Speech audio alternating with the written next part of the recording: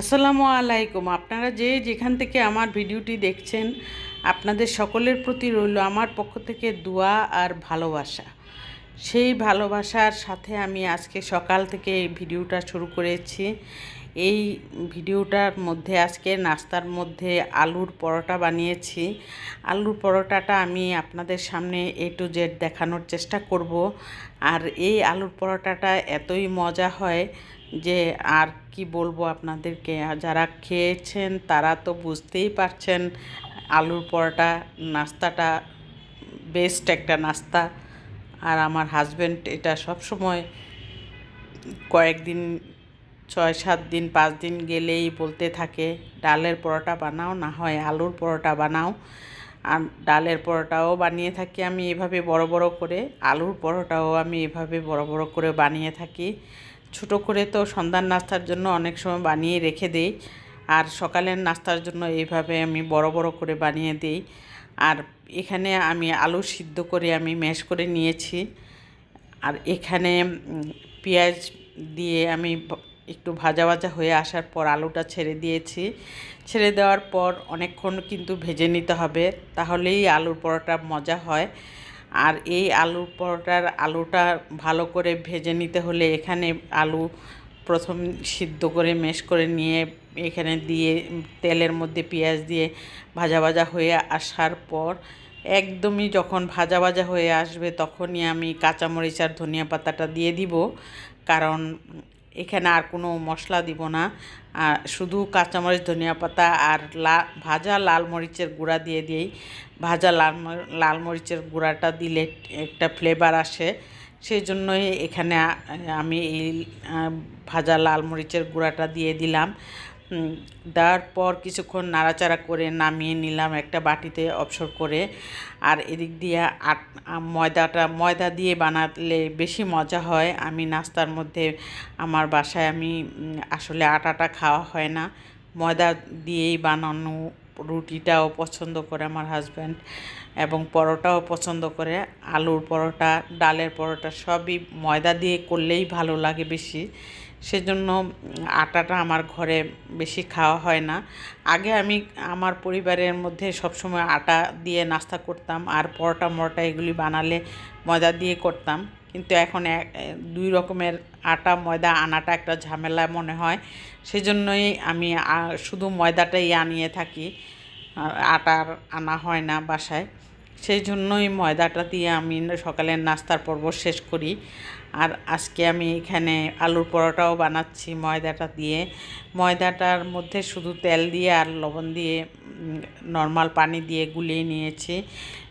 কিছু মানে আলুর মশলাটা তৈরি করার আগেই ময়দাটা গুলিয়ে নিতে হয়, কারণ যখন আলুর মশলাটা হয়ে যাবে তখন যদি আমি ময়দাটা গুলিয়ে থাকি তখন ময়দাটা রেস্ট পায় না। রেস্ট পাওয়ার জন্য, রেস্ট পেলেই কিন্তু এরকম করে হাত দিয়ে চেপে চেপে বড় করা যায়। আর যদি রেস্ট না দিই ময়দাটাকে তাহলে কিন্তু এভাবে বড় করা যাবে না, তাহলে আলুটা বের হয়ে যায় আর খুব দ্রুত মানে বানানো যায় না, আস্তে আস্তে বানাতে হয়।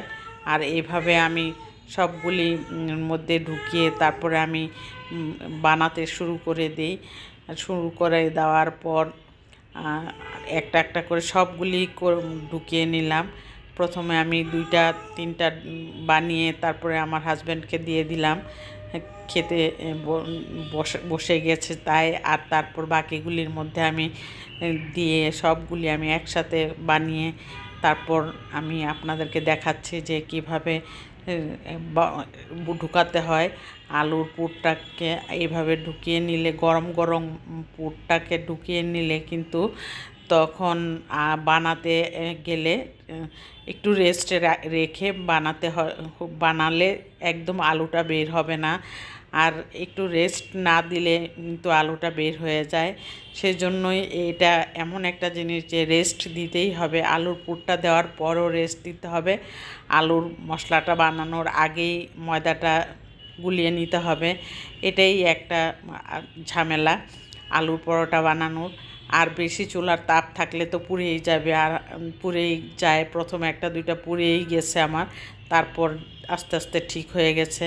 আর আমার ভিডিওটা যদি আপনাদের কাছে এতটুকু ভালো লেগে থাকে তাহলে সাবস্ক্রাইব আর লাইক করে দিবেন।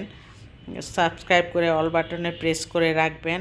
দেখুন আমি খাচ্ছি, কিন্তু আমি যেই দুইটা রুটি পুড়ে গেছে প্রথমে, সেই দুইটা রুটিই আমার ভাগ্যে আছে, তাই আমি খেয়ে নিলাম। কারণ আমার হাজব্যান্ড পুরা থাকলে আর খেতে চায় না, সেই জন্য আমারই খেতে হলো। কিন্তু মজাই হয়েছে, ভিতরের মশলাটা অনেক মজা হয়েছে তাই, আর সেই জন্যই আমি খেতে পেরেছি। আর সেই আলুর পরোটা তো এমনিতেই মজা হয়, একটু লাল হলে কিছু অসুবিধা নাই, তারপরও আমার কাছে অনেক মজা লেগেছে। আমি খাওয়ার সময় আমি আমার হাজব্যান্ডকে দেখিয়ে দিলাম যে দেখো আলুর মশলা ঠিকই ভিতরে ছড়িয়ে ছিটিয়ে যায় আস্তে আস্তে রেস্ট দিয়ে বানালে। আর যদি তাড়াহুড়া করে তাহলে কিন্তু আলু এক এক জায়গায় থেকে যায়, এক এক জায়গায় আবার আলু থাকে না, এরকম হয়। আলু পরোটা খুবই ডিফিকাল্ট একটা জিনিস, এটা যারা বানায় তারা বুঝতে পারেন। আর যারা এটার সম্পর্কে আইডিয়া নাই তারা বুঝতে কষ্ট হবে। নাস্তা খাওয়ার পর আমি ভাবলাম ঘরটা পরিষ্কার করে নেই। যে বিছানার মধ্যে ঘুমিয়েছি আমি, আমার বেডরুম এটা, বেডরুমের মধ্যে আমি যতটুকু পারি ততটুকু আমি গুছিয়ে রাখার চেষ্টা করি। আর আমার বেডরুমের জানলা দিয়ে এই দৃশ্যটা দেখা যায়, নিচে গাছগুলি